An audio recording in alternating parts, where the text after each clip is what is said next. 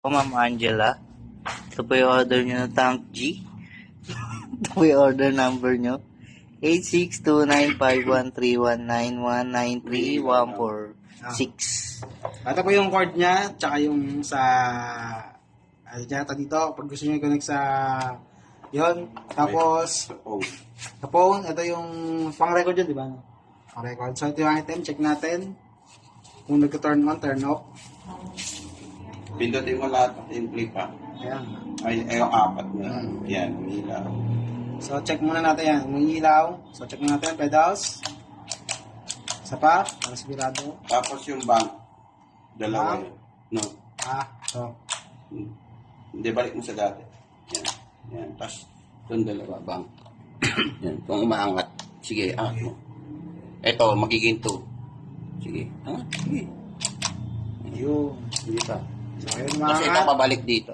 Sige, tapos kapag gusto niyo balik sa 3, 2, 1, sabog ang Tank G. So yan, patayin natin. So yan, may image. Ay, umilaw talaga to? Oo, Milo.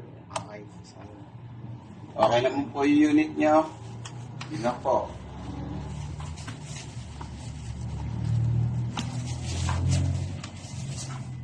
Lagyan mo speaker ng mga talaga. sige. Pahinga ko isa. Medyo nilalagyan.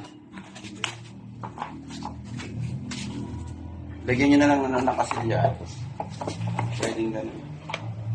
Gusto na lang yun sa pang-seal. Oo, pang silid mo na lang. Ekep naman to eh.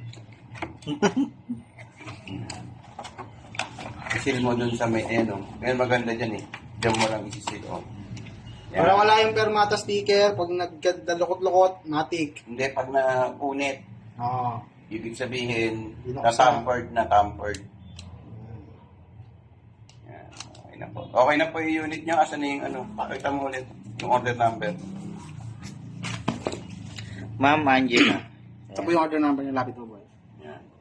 Yan. Yan. Maraming po salamat sa pag-order. Hanggang dito na lang. Peace out.